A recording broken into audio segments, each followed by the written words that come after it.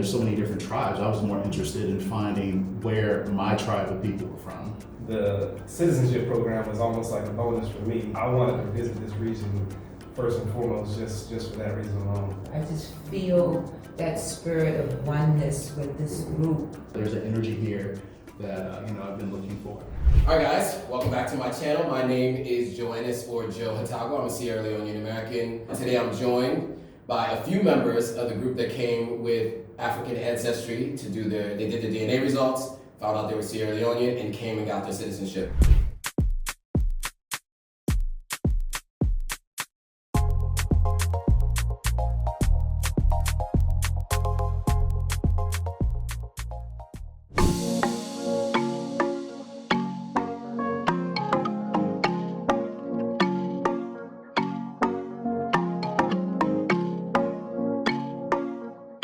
So I want to go around the room and ask everyone to introduce themselves. I'm going to start to my right.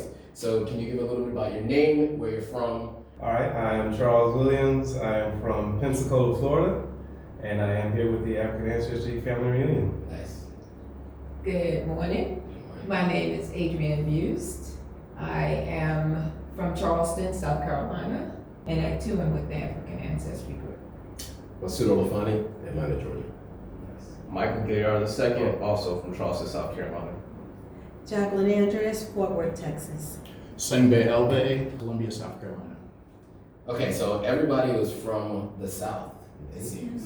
So I wonder if there's a correlation between that and wanting to find your roots. That's interesting. Has anybody in the group been from like the West Coast or the Midwest that you guys have talked to? Okay. So it's just this group that happens to be that. Okay, cool. So I wanted to ask you guys, what made you interested in finding your roots? When did that become an interest of yours? I think it's always been an interest of mine. I always got a lot of stories about our family and just where we were from, but I had no real confirmation.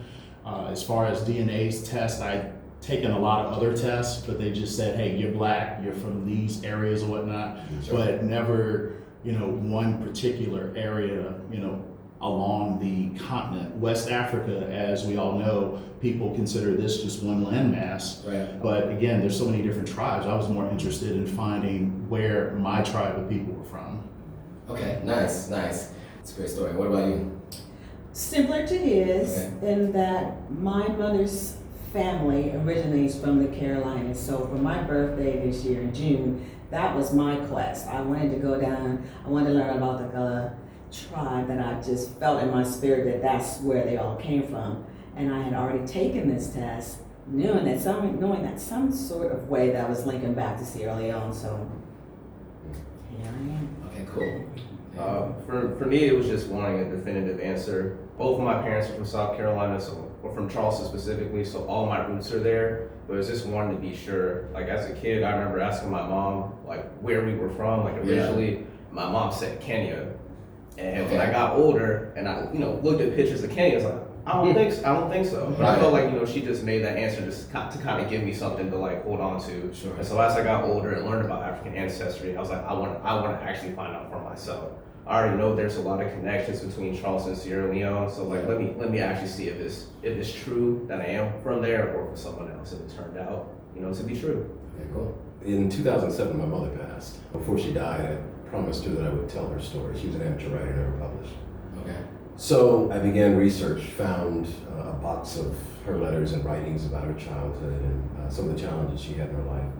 And so I wanted to, as part of the narrative, I wanted to dig deeper into the family story, the history. So I decided to take the test, and of course I had heard that African Ancestry had the largest database of African DNA in the world. So to me it seemed like a no-brainer that that's the organization I would go through. Okay. So found out I was Mende from Sierra Leone, overjoyed that was the maternal line. Paternal line, I was a little surprised that it's Portuguese and Spanish. Right. But then when you think about history, that's not very surprising. Makes a lot of sense. Exactly. Right. So that's for me what it was. Okay, Yeah. cool. Adrienne. Okay, so for me, being a Gullah Geechee, born and raised, and Charleston has made a great effort in linking back to Sierra Leone, so I figured that that's where I was from. Sure. And having such strong African features, Right. It's no doubt that I'm from Africa, Right. but specifically where in Africa, wasn't sure. But again, because Charleston, and they're building the African American Museum now, and so Okay. it's been a big push to find links and connecting back. So it was no doubt that Sierra Leone was where I'm from, 100% Temne on my mother's side. So it's good to have that confirmation, and how I found out about it is Diallo, Okay. and who is one of the partners of African Ancestry. Right. He's my boss. He was my supervisor for 10 years. in Okay. DC. Okay. So when he opened the door and said, come on, I jumped on board. Nice. Okay. And then lastly. For me, man, I've always, as growing up, been a very big history buff, and for me, it was just more so learning about what happened before enslavement, what happened before the transatlantic slave trade. And, of course, in history in school, they didn't really teach you much, prior to that, it's just more so like Egypt, transatlantic slave Sure. trade. Yep. So for me, it was more so kind of filling in that gap, learning, what actually happened. And then for me, also, my mother passed away in 2009.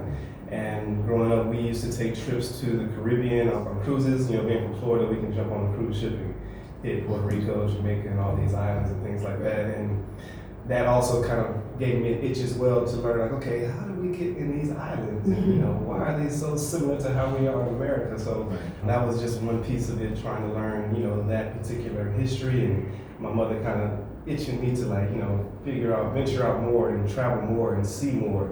And then my father also took a DNA test back, let's say about 4 or 5 years ago, and traced his lineage to the southern portion of Africa. Okay. And I was like, you know what, a little bit about Sierra Leone. I didn't know more about my mom, and this is kind of something I wanted to do for her and her side of the family, and try to figure out, hey guys, we also have history and a lineage in somewhere in Africa, and finding out that it was Sierra Leone and the Mende people was huge for me. Nice. Nice. One thing I haven't asked yet, what tribes are you guys all from? Mende? Mende? Mende. Okay. Mende, Temne. Okay. Mende. Okay. Temne. And yeah, Mende, you Mende. mentioned. Yeah. Okay, so I'm Mende and Creole, so we're all related somewhere along the lines, right? Even with Timmy, I have some Timmy in mind too. So, how did you hear about the citizenship program after you decided, you wanted to find out where your roots were? How did you hear about the citizenship program, and then what made you decide that you were going to go through that process?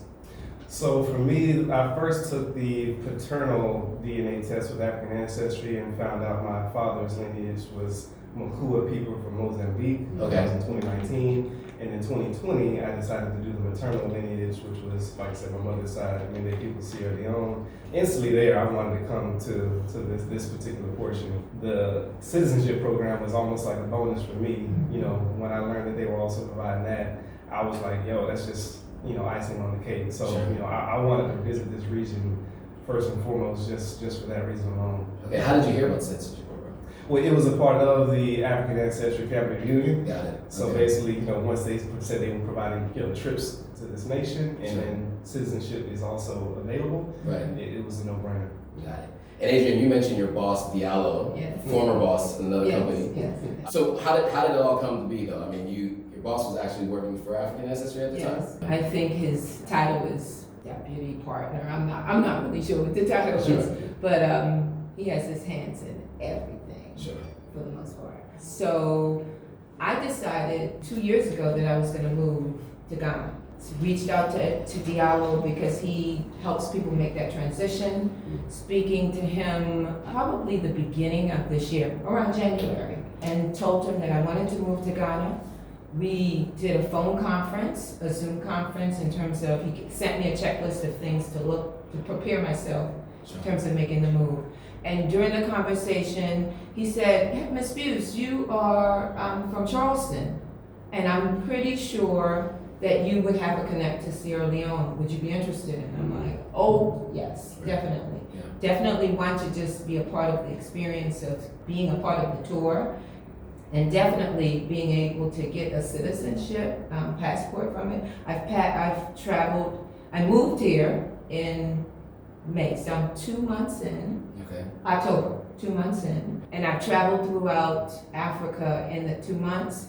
And without that passport, life was a little bit challenging. Especially West Africa. Yes, my Yeah, goodness, yeah. without visa, and so the opportunity to travel even more freely with the passport is a bonus. Absolutely. So, To be honest with you, man, when I signed on to do the trip, I had no idea that citizenship was part of the package. Okay. I was coming, brother, to reconnect with roots. For me, that was the sum total of my desired experience. I Okay. didn't even know the citizenship was an option.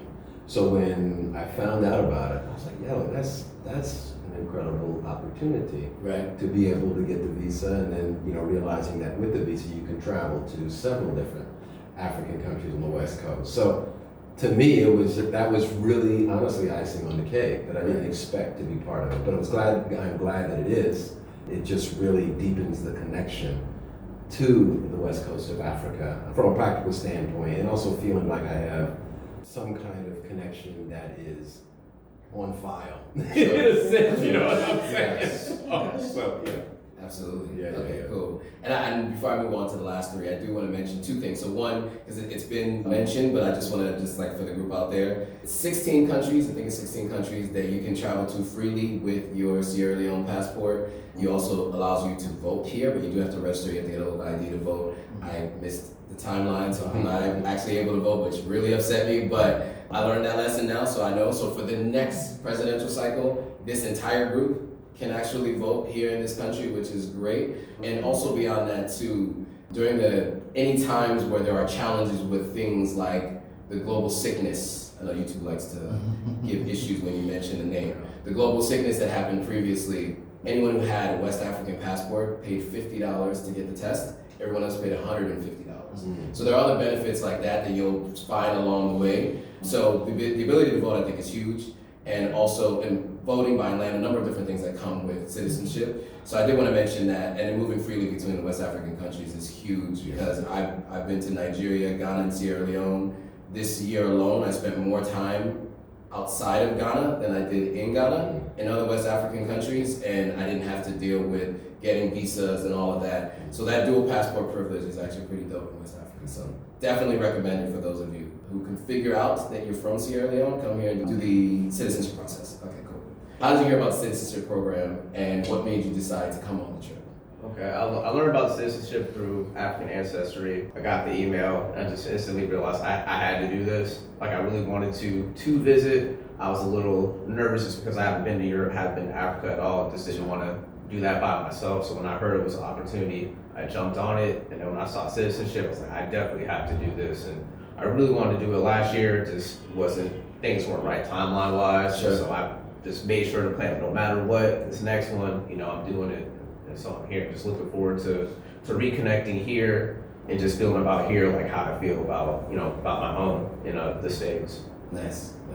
I heard about the citizenship from my cousin. Okay. She travels and has her own travel agency throughout Africa as well, and she was prancing around with her passport, and I was like, how did she do that?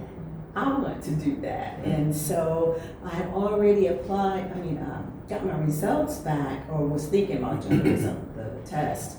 And once I got the test and it came back, it was just a no-brainer for me. I wanted the citizenship, I wanted the connection, I wanted to put a period at everything, trying to figure out where I belong, why I belong, how does everything connect, and I wanted to do my dad's side, which would give me I did maternal and paternal for him, and that put me in with influx, Temne, Mende, Crew, Fula on my paternal grandmother, and 100% Coda, I guess is pronounced, Okay. in Gabon. On my dad's side. So I'm just waiting on the next trip to Gabon, and I will be on that one as well. Nice. All right, well, I have a bit of a backstory, just to put it out there. My mother also passed, but she passed last December, and I haven't really shared that with a lot of people. As far as coming to African Ancestry, I actually came off of a 9-day trip from Ghana. I had that set up first before I came on to this trip. 9 days in Ghana with 5 days independent. As far as finding out about my Mende ancestry through African ancestry. It was just icing on the cake, and it just made sense for me to be a part of that since I was going to already be on the continent. Actually, yesterday made 4 weeks that I've been on the continent, so it's really been amazing. You know, I just wouldn't take it back. As far as West Africa, this is more of a vibe for me. Mm-hmm. This has been a way of me connecting to my mother's energy. I feel my mother's energy here and the people. You can't describe this to anyone. You have to feel it. Yeah. You know, I'm very thankful for the technology that has allowed us to reconnect to our humanity. Yeah. You know, it's found within our DNA. And it's just been amazing.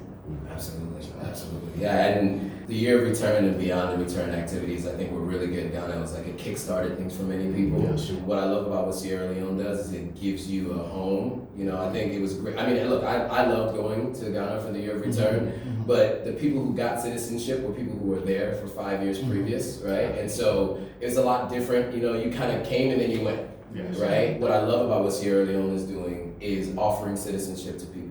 Even for myself, offering citizenship to me under the previous administration, that was kind of a newer thing because I had been removed prior. So they basically said, if both your parents were born in Sierra Leone, you can become a citizen. Mm-hmm. And that was life-changing for me, you know, and I did that back and I started the process at basically the end of 2018. And so from that, I got my bank account, bought land, I started a business, I did all of that within that one trip. Mm-hmm. And it just gave me a sense of like feeling like I have another home. Right. Yeah. I like living in the States. It's cool. I own property in the U.S. and I'll continue to buy more property in the U.S. But I think for me, this is really home for me. And so on that note, you know, there's the good, there's the bad, and there's the ugly, right? And so, you know, I want to, you know, I think a lot of people approach content about West Africa through rose-colored glasses and don't speak about maybe some of the challenges that you deal with. And I want to make sure that people who are coming here get the full scope.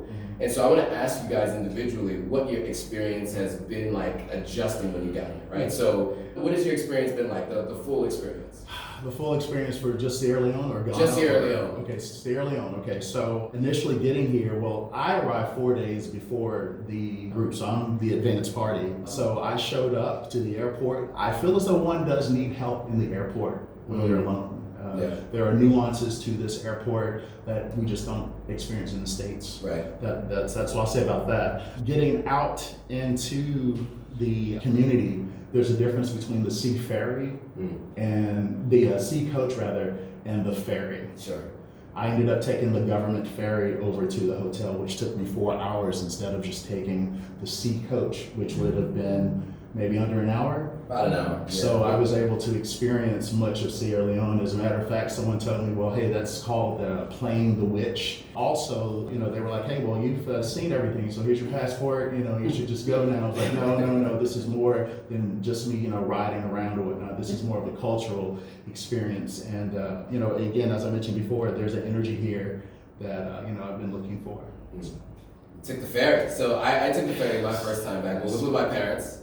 Okay. And my Creole wasn't so great at the time, so it's very challenging. You know, the ferry is the economical option, yes. right? So people who go back and forth between Mende and mainland. And then for those of you who don't know, so our airport here in Sierra Leone is on a peninsula. So it would take like almost 4 hours to drive around to get to the mainland. So you kind of have to take a ferry across the water, or a boat across the water, I should say. Mm-hmm. So there are 3 main companies that do it. There's Aberdeen Water Taxi, which is Sierra Leone owned, less known for most people. And then you have Seabird and Seacoach. Seacoach is owned by Nigerian, Seabird is owned by the Chinese, and most people take Seacoach, if I'm not mistaken. I think you guys all probably took Seacoach, right?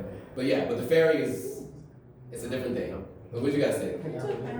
Oh, you took Aberdeen Water Taxi? Yeah. That's dope. So was that part of Diallo's? Yes. I love that. Okay. Yeah, so this locally owned. So what was your experience? How's your experience been? I think for me, although there's language, I think that the language barrier. I've been to a lot of different other countries similar to Sierra Leone, so I wasn't thrown off by that, but sure. I just wish that I understood better. And I think that would have just a little more prep on my end that I would have been able to do that. But I'm okay with it. Okay. Honestly. Yeah, I know the current president made an announcement, I think early on in his administration, that all public-facing like businesses have to speak English. Because one of the things here is that like our pidgin, which is actually a recognized language, right, is spoken by most people, and it's they're most comfortable speaking it. And unless you're in a public-facing role, you don't have to speak English, you know. And most of us actually who come back kind of are forced to learn Creole to be able to kind of handle and deal with different people, which I actually like. You know, even though Creole is kind of like a broken English or like Portuguese in their mix, I don't know if we have to speak someone else's language when you come to another country, right? So I prefer that actually we're forced to learn a language. The French make you learn French.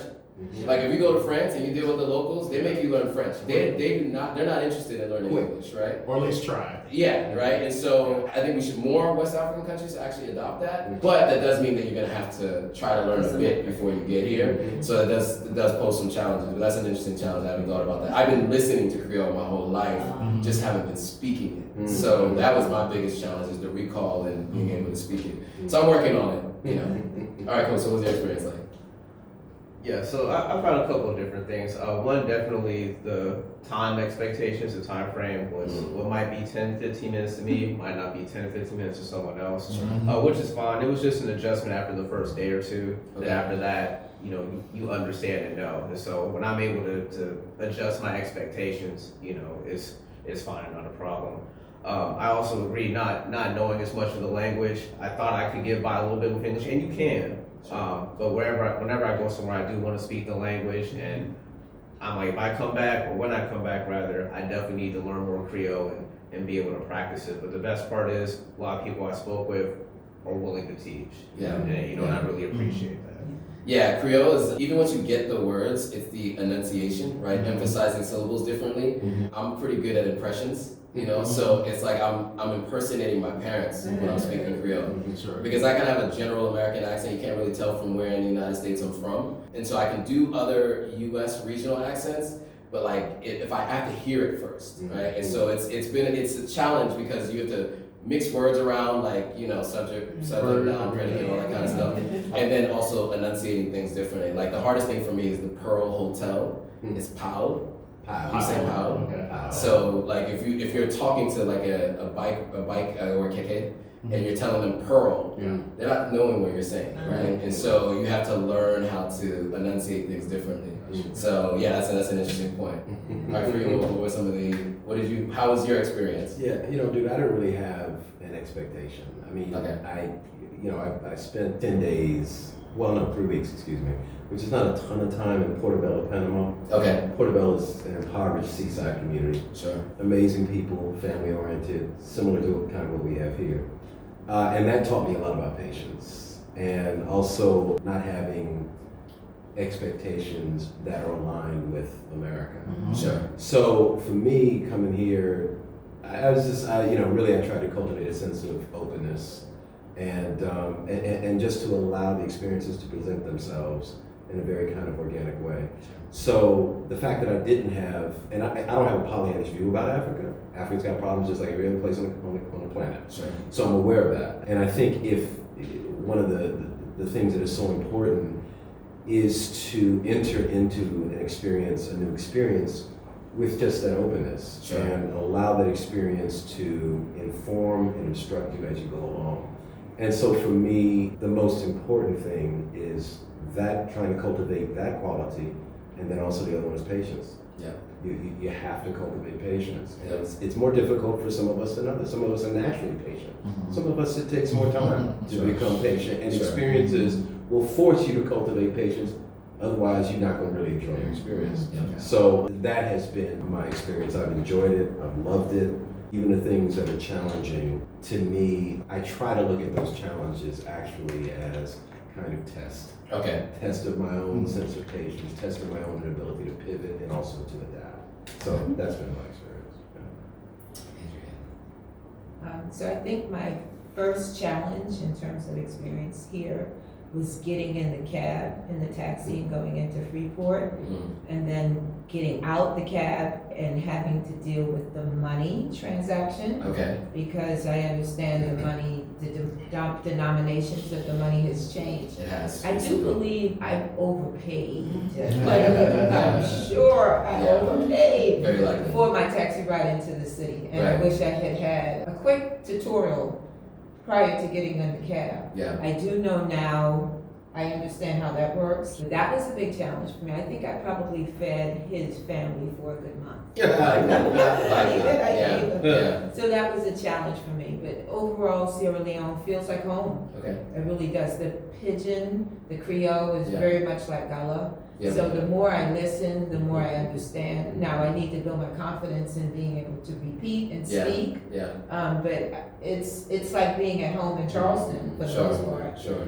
So I do appreciate you just see who we are in the folks here, and they see if they ever get to come to Charleston. And I would love for that to happen. Yeah. I would love for us to be able to have that exchange so that we can see, they can see their cousins there. Yes. And I'm looking for my cousins here. I'm looking in the faces of the Yes. people. Right. I saw my cousin when we went to Bunch Island, Yeah. and I had to take a picture of her and send her the picture, send my cousin the picture, like, Yeah. this is you, this is us, Yeah. right? Yeah. So that's what I'm loving most about being here, is to see, I think, he does not refer to himself as Mario. He is using his Sengbe or Mario is fine. Mario. he said, blood is thicker than water. Right. I see that here. Mm. And blood is it's serious. Absolutely. So, Yeah. So I'll just mention, one of the things you mentioned was the denomination change. So they removed 3 zeros. Mm-hmm. So, you you used to, like $100 is the easy math I used to do, is $100 was like a million leones, right? And that's a lot to be walking around with, right? So 10,000 leones was $1, basically. And so it would get me a lot too. So there's 2 elements. There's the understanding of what the denomination means in the US dollar. And then the other thing is, even once you learn Creole, they're going to raise the prices on you because you're an American or a Brit, the cost goes up. Like in any country, right? You go to Mexico, they do the same thing, right? If you try to speak Spanish, no matter how well you try to do that accent, they know you are not Mexican. Yeah. And so they run up the price on you. And it just happened to me the other day. I mean, they tried to charge me for a KK ride. It was a 20 Leone KK ride. The guy started at 60. Oh, wow. Right? And he did it because my Creole, even though I speak it, I sound like an American. It reminds me of, I don't know if any of you guys remember Michael Bloomberg, who was he was the mayor of New York. Mm-hmm. He would do an English version, and then a lot of times he'd do a Spanish version. And they used to call him Ringo Mike. Because the way he would try to say it in Spanish, it was like, you might as well just say it in English. Let them put subtitles in Spanish. So the same thing kind of happens with my Creole, right? Having American accents, it's a thing. But people do appreciate it more, and it does help with the negotiation. They're still going to start high, but you might be able to end at the right price. Yes. So I definitely recommend anyone out there try to learn as much Creole as you can. It helps a lot. All right, your experience. Wow, I'm gonna piggyback on everything everybody else has said so far. Like the language first and foremost, that was just an adjustment. Sure. Being that this is my first time on the continent, first time across the Atlantic, and learning the money, that was a big one as well. It's all new to me, and Sure. I wrote on my social media the other day that kind of culture shock hit me with like a ton of bricks. Sure. When I first got here, coming from America and having a $20 bill be so much money here, and not really realizing that wow, the money is just so different compared to how much I have back there, and it's just been a lot, just to try to ingest and adjust to, and like he said, I've had to kind of force myself to just open up and accept things the way they are, and just not be so judgmental, and just take it all in, as someone trying to assimilate and be a part of the community. So it's just been a lot. Nice. And on that note, some of you got to mention some of the great parts about being here, but what was the thing you liked the most about this trip so far? For me, so far, the best part has been, I want to say, our host, the people that have been along with us each and every day, assisting us when it comes to, like I said, the language, assisting us when it comes to the money, assisting us when it comes to where to go to find fabrics, clothes, the foods. They've been tremendous in pretty much assisting us in just, being a part of the Sierra Leone, being a part of Salon. I can't thank them enough for just the hospitality they've shown, and I felt so welcomed everywhere we've gone. I felt protected. I felt, loved. It's just been something that I never experienced before, visiting other places. You kind of sometimes expect to be kind of taken advantage of sometimes. Sure. Because you're American, because you're kind of seen as, so rich. Right. But they've been able to, merge that and mesh it up to where we can, fit in a way. So Sure. that's been the best part of the trip for me. Nice. Adrian, what's the best part of the trip for you? For me, it's the family that we are. Yeah. I am of the mindset that we've been here before. And I feel, especially when we went to Bunce Island, Right. that we left off of that island together and that we have returned together. I just feel that spirit of oneness with this group. And that's not by accident. It's amazing to me that I believe in ancestry Right. and that the spirits brought us back together, just picked us all up at this time Right. and brought us back to have this experience together. So that's been the best part for me. Linked up with you, nothing is by coincidence, I agree. right? I agree. So the ancestors are just working Yes, and working for our betterment to come back here and to do some things. So that's been the best part for me. I like that. Breathing. Okay. In the States, I notice how the breath is different. In the States, I notice how the breath is different. Yeah. I noticed how there's an anxiety that you move through public space in. And the breathing is associated with the level of anxiety that you feel. Right. So when I come to spaces where blackness is not an anomaly, but it is centered, or at the very least, it is an integral, co-equal part of the reality, right, of that setting. You move differently, you breathe differently. It's the reason why I go to St. Croix periodically, where my family and my mother's maternal line is based. Because in St. Croix, it's a black island. Even though blacks there don't own nearly as much property as the whites who come down from the mainland. Right. But nevertheless, there's you can breathe. And for me, particularly coming off of the challenges of George Floyd, all the killings, Ahmaud Arbery, all of that, and I noticed how that impacted my body. Sure. I needed for me to be in a space where I could breathe. And so while I'm here, the breath is different. There's a freedom. There's a kind of joy associated with the ability to breathe in and to exhale in a very deep and meaningful way that over time just is so natural, and also so rare for us that come over here from America. So for me, it's the breath. Great answer. So we were asking your favorite part of the trip, and I would love to hear from you. What was your favorite part of the trip? Okay.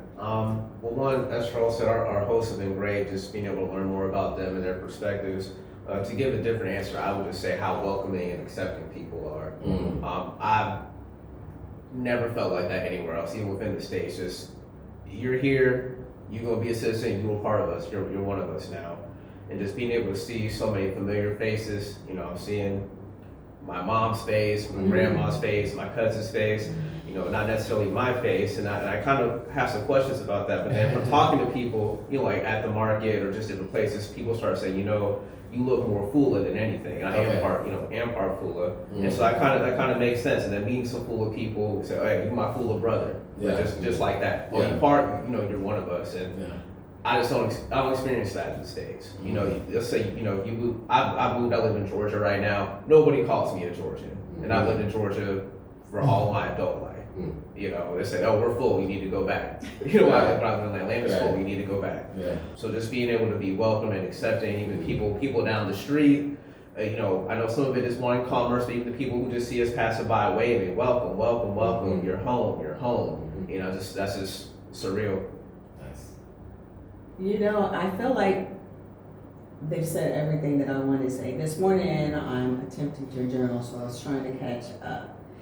And I knew that I had deliberately stopped on the day that we went to Bunce Island because it affected me in ways that I just had no clue. To this moment this morning, I just don't know why any of that happened. But for me, that was the best part for me because I felt like internally, that was my whole purpose.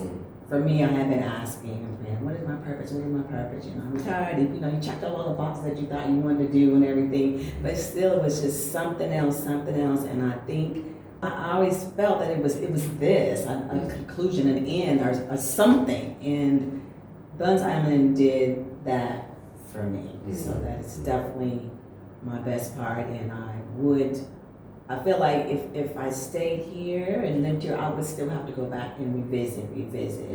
I never felt that close to my ancestors ever. So that was The best part of it, about this travel here to Sierra Leone for me is that I feel like I have an exit strategy. I have a very strong exit strategy now.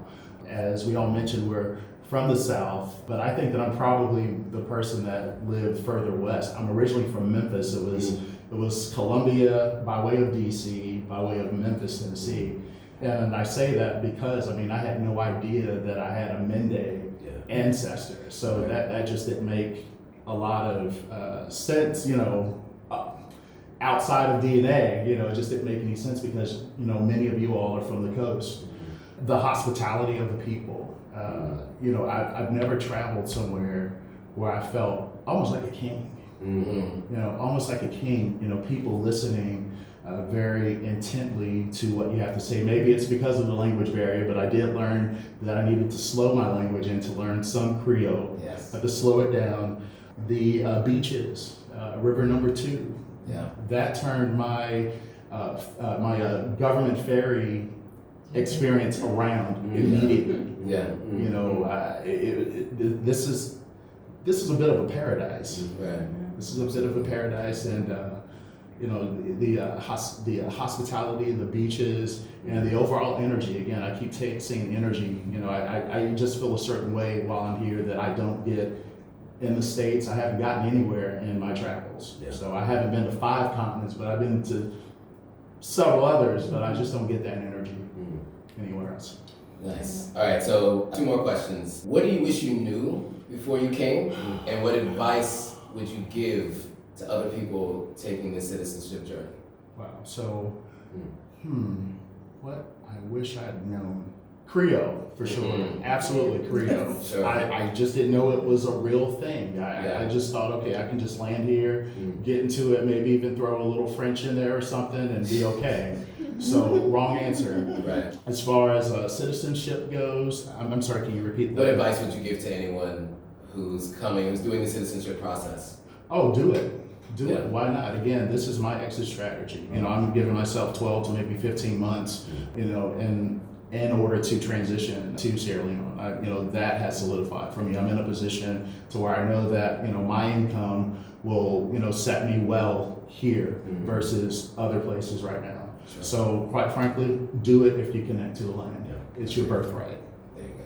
I have to agree with Mario. I think the language, try to learn some of it. It's going to make you feel more comfortable with yourself when you're handling any kind of business, just speaking, responding, saying hello, whatever.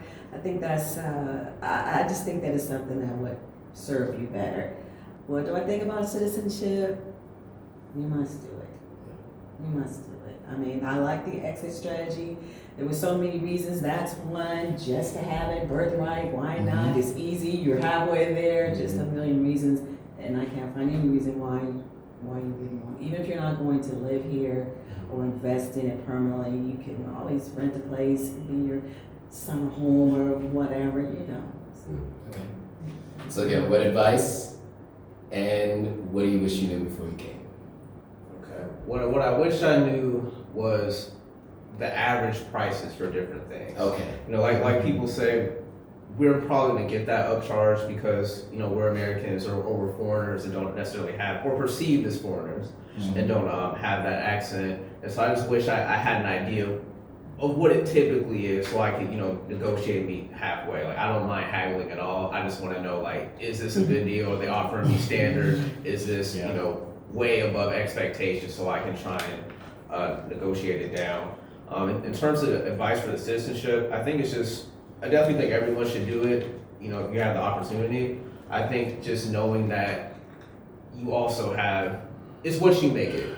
you know, we're getting a privilege to invest in this country, and it's what you make it, and it's very relationship based. So, especially the first trip here, while you're here, just constantly trying to build relationships with people, because that's really what facilitates change. There you go. Yes. Brother, the heat. I've been hot before. Sure. I lived in New Orleans for a minute. Right. Summers in New York can be a trip. Sure. Yeah. I ain't never experienced no heat like this. Okay. So we were out in Mende land yesterday. Yeah. Oh, We were cool when we were underneath the grass tent that they prepared for us, which was a beautiful thing. Sure. Brother, when they pulled us out in that sunlight to take pictures, I had, brother, let me tell you something, I had an out-of-body experience. Yes. So, and I'm being funny, but on a real tip, Sure.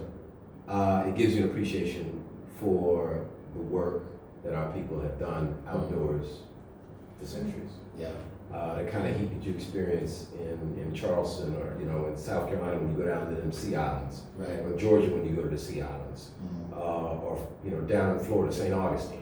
The fact that these, our ancestors, worked in that kind of heat from sunrise to sunset, 6 days a week is unbelievable. So the amount of, there's a strength, an internal and external strength that is really of the body and also of the spirit that just humbles me. Right. Breathable clothes. We have one sister in our group, she's got a cooling thing that she wears around her neck. It didn't even occur to me to bring one of those. Right. But I mean, you know, now I was kind of jealous of you too. You know what I'm saying? So it's a very practical consideration that I think people should just be aware of. Should stop you, Yeah. but just prepare for it. Yeah, You know? for sure. Yeah, for no sure. doubt. Yeah, shorts are helpful. Light, breathable fabrics, Yes. definitely important. I would also say, one thing I keep forgetting to tell people is, you know, wherever you buy it, I don't want to be throwing on Amazon all the time, but it's easier. You could just get one of those like little portable fans. Mm-hmm. All of my American friends who live here have those fans. They use it all the time. And that is something I would recommend. I saw you using one of these fans, the local fans. One of those portable fans will help a lot, even at night. That gala we went to Yes. the other night, it was super hot. I had a It bow was. tie on. But see, I was wicking. Yeah. I was wicking, yes. I Yeah, was flowing. you were good. Yes. I was baking out Yeah. there. And You it look- was at night. It was at night. Yeah. Thanks. No, Appreciate it's crazy. And the last thing I would say, Yeah. this ancient AC does work. Yeah. And the other thing is we're talking about particularly the heat, the genius of the African people, the fact that they created house structures that are made out of clay, and you go inside and it's like 70 degrees, Right. Stunned me. So that is the genius of our people from a practical architecture standpoint that I wasn't prepared for. I didn't know it would be that cool inside the structures, and that amazed me. Yeah, that was huge. I mean, that was our original, you know, architecture. Yes. Then the Europeans came and cement and, Exactly. and wood got added. So many of the houses now are made of cement. But like if you look at any of the original architecture, especially when you're outside of the capital city, Yes. that's where you'll see a lot of like the mud and Mhm. all those kinds of huts. Yeah. Cool. Advice you would give, and what do you wish you knew before you came? I wish I knew the full effects of taking folks from this peninsula and taking them over to build America. Right. And what was left back here. Yeah. I mean, so you hear about slavery, but being here for me shows the effects of taking the top of the top out of this country. Yes. The impoverishment, if we had stayed here, Mm. what this could be. Now we're back here, so now it's on us to make it what it could have been hundreds of years ago. Get ready to cry. So that's really real to me. It's a conversation that's in the history books, Sure. but I get to see it and experience it. This Yeah. is real. Yeah. So we need to let folks know. Folks need to come over and experience this Absolutely. to see the full effects of what it means for us to be African American. Yeah. Teach. So that's what I like. Folks need to come. Yeah. We need to return home. So is that the advice? Return home. Return home. Okay. Don't read about it. Listen to the document at the YouTube channel for sure, because you give us a good sense of what to expect when we come. Right. But come. come. 100%. Yeah, I would say when I started coming here, I would leave with a renewed sense of purpose. Mhm. You know, people used to always ask me, I would like feel recharged when I would go back to the States. Yes. Because I did it about 6 or 7 times before moving to the continent. And I would go back. It also would reframe how I see things in the States too. You know, for 4 years when I was coming, I was working at Hulu. And it was really great for my ego to work at a company that people recognized and they knew, and sales was easy. I was working in sales, it was easy to make sales. Like everything just seemed like it was going well. But I really had no real purpose, right? I wasn't doing anything that was benefiting anybody. I was just putting ads on Hulu. And I think, you know, it really reframed how I saw what I was doing in the States and what kind of impact I was making. And then separate from that, it recharged me for what I needed to do next, you know? I mean, I didn't know what that was, right? I just knew I was ignorance on fire, right? I knew I wanted something, I wanted to do something, I didn't know what it was gonna be. Eventually it started to play itself out, and that's what happens as you come. So I love that you said, and we've all said, just come. And you need to come multiple times, right? I think the more you come, the more you get ideas for what you want to do. And it does recharge you. You can go back and be a better version of yourself when you get to the States. So I just wanted to throw that in there. You guys Thank you. reminded me of where I was when I was coming. So for you, what advice would you give, and what do you wish you knew before you came? I agree with everything everybody said so far, but what I would say, what I wish I knew before coming was more of the history. Coming here and learning a lot of the things was kind of information overload, Right. Education overload. Once Island was man, spiritually it was like a spiritual explosion, you know, in a way. So it was just so much to learn and take in, and like I said, I'm a history buff, so I wish I really did know more of the history and was able to kind of, you know, have some type of better understanding of who was left here and what, you know, transpired after, you know, things kind of got, you know, ravaged through when it comes to slavery and things like that. So I wish I did have more of that understanding. And then my advice to anyone seeking citizenship or wanting to come here, of course, I would definitely promote them to do so and recommend that they do so. But I would also just say to, you know, let's plan ahead. Let's think about, you know, what can we do to be a benefit to Sierra Leone? What can we bring to Sierra Leone to enhance it, to progress it to its best potential? You know, how can we come together to build it up with the Sierra Leone people? You know, not saying to come here and take over and, you know, make it a new America, but no, what can we do with the Sierra Leone people to enhance their livelihoods, and what can we do, what have we learned, you know, where we're from, and what can we do to, what can we bring here to, you know, just basically make it the best place it possibly could be. Because like he said, this is paradise. I feel like is an understatement. This is way better than a paradise. This is literally, you know, a home. This is home, you know what I'm saying? Genetically, this is our home. So I feel like it's just I have no more words. You know what I'm saying? It's not enough to say. Awesome, I love it. So with that, I want to go around and give people an opportunity to say where they can find you online. I think we started this way last time, so we'll go back this way. So we'll start with you. I'm not big online, but I have an Instagram. Okay. You can find me on Instagram at Mr. Highly HIGHLY_sophisticated. Nice. And this will all be in the description below, by the way. So yes. I have no online presence. Okay. So you'll see more of Adrian online because she lives in Ghana. I live in Ghana, so we're gonna have a part 2 of this discussion in Ghana for sure. Absolutely. I've got a deep contention with online profiles, but nevertheless, I do happen to be on Facebook. Okay. It's Old Funny, and then on Instagram at Old Funny. So, Got it. yeah. Because I do want people to be able to check out what your experience is like. I'm sure you guys have filmed some of this stuff and For So sure. Oh, by the way, it's OLUFANI. A lot of people can't spell Old Funny. okay, it'll be in the description. Cool, sure. For me, it's just simple at the Majestic Mike. And for me, it's at Renaissance Sister Locks, LOCS. Well, I've had a personal aversion toward online, I will say that. But due to the fact that I do plan on recalibrating and repatriating, I will have a social media presence, Singbe Elbe. So just look for me at some point. It's very soon, promise.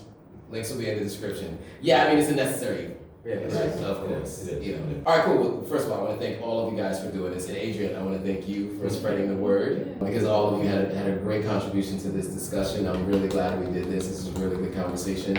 I'm excited to watch it back, because I got a lot just now, but I know when I watch it back, I'm going to get a lot more. And I know everyone out there is going to get a lot from this, so I'm going to thank you guys again. And then thank you guys for watching. If you guys found this interesting, you have any questions for anybody, put them in the comments below. Make sure you hit that thumbs up, like the content, share it with anybody you know who's thinking about doing their ancestry and or coming to Sierra Leone. And then of course, make sure you subscribe and hit that notification button so you get all of the updates every time a new video comes out. So thanks for watching. See you guys all in the next video. All right, guys, if you like this video, go ahead and hit that subscribe button, hit that notification bell, like, comment, and share it with your friends. All right, see you on the next video.